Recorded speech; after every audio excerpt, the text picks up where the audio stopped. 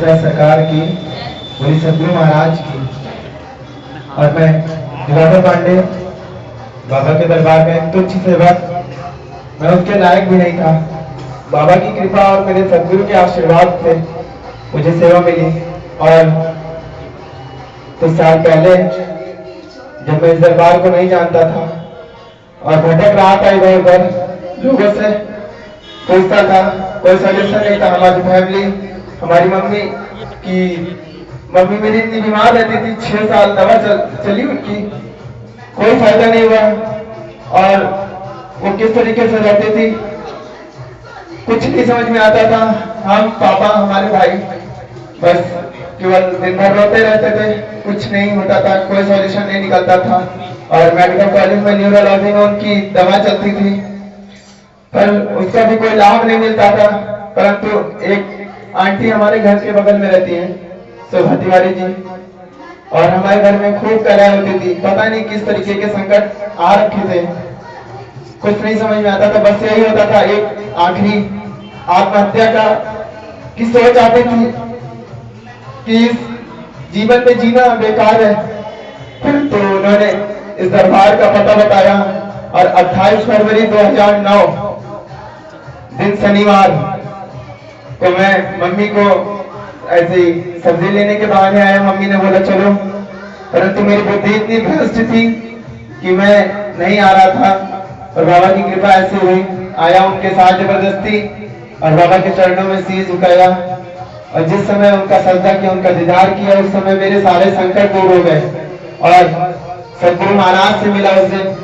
और जिस दिन से मेरी मम्मी सदगुरु महाराज से मिली, बालाजी महाराज के दर्शन किए, इस दरबार में आए, उस दिन से हमारी मम्मी की 6 साल से चल रही दवा, जिसकी रिपोर्ट अमेरिका जाती थी, डॉक्टर राकेश देखते थे न्यूरोलॉजी में, वो नहीं सही कर पाए। और इस दरबार में आके मेरे बालाजी महाराज के, हमारे सदगुरु की कृपा ऐसी हुई कि मेरी मम्मी की न्यूरो प्रॉब्लम दूर हो गई। मेरी मम्मी बेहोश हो जाती थी, उन्हें कुछ होश नहीं रहता था और उनकी ये समस्याएं दूर हो गई। और हमने वो पाया जो मैंने कभी सोचा नहीं था। इस दरबार में अपने बाबा की कृपा, अपने सदगुरु की कृपा ऐसी पाई कि मैं कतराता था इस दरबार में आने से, और कभी आता था तो बहुत पीछे बैठता था। और हमारे घर की सारी कलह दूर हो गई। हमारे सदगुरु, एक बार मैंने सदगुरु से बोला कि हे सदगुरु महाराज, आप कभी हमारे घर पर भी आए। और जिस दिन से मेरे सदगुरु मेरे घर गए, मेरे घर के सारे पाप, सारे संकट सब कुछ दूर हो गए। उनके चरण पड़ने से हमारी जिंदगी सफल हो गई और हमारे घर में खुशियां ही खुशियां आ गई। हमारे पापा की नौकरी अच्छे से मिल गई, पापा भी मेरे बेरोजगार थे, उनको भी नौकरी मिल गई। बाबा की दया से मुझे हाई स्कूल पास किया, मैंने इंटर पास किया अच्छे नंबरों से। जो पढ़ने के लिए मुझे लाले लगते थे, मेरी पढ़ाई छूटने तक की थी, ये हालत थी, पर मेरे बाबा ने मुझे सहारा दिया। और आज भी मैं कहता हूँ और जिंदगी भर कहता रहूंगा कि बाबा के सहारे मेरा परिवार है। बाबा तेरे ही भरोसे मेरा परिवार है, क्योंकि मुझे केवल भरोसा इनसे, अपने सदगुरु पे है। उनकी लीला का बखान मैं बिल्कुल नहीं कर सकता। और मेरे बाबा का वो आशीर्वाद, वो चमत्कार जो मुझे अभी इन सालों में मिला है, 2009 से जुड़ा हूँ तो मुझे बहुत कुछ मिला। बाबा ने मुझे सब कुछ दिया। बहुत पीछे बैठता था, कभी मैं सोचता था कि बाबा कभी मैं भी आपका भजन किया करूं, कभी मैं भी इस भजन मंडली में आकर बैठा करूं। बाबा ने मेरे सारे सपने स्वीकार किए, मेरे सारे सपने पूरे किए बाबा ने। और कहता था, बस एक भजन में गाता था कि दे दो अपनी नौकरी बालाजी सरकार। और मैं बेरोजगार टहल रहा था, लोग तरह तरह की बातें कहते थे, परंतु मेहंदीपुर दरबार गया, यहाँ पे बाबा से अर्जी लगाता था कि हे बाबा, हे सदगुरु महाराज। मैं अपने सदगुरु से कहता था कि हे सदगुरु महाराज, मैं बेरोजगार टहल रहा हूँ, मुझे कोई नौकरी चाहिए। सदगुरु कहते थे, बेटा चिंता मत करो। केवल उनका आशीर्वाद मिलता था, केवल उनका यही कहना रहता, कोई टेंशन नहीं बेटा, चिंता मत करो, सब कुछ बाबा देंगे।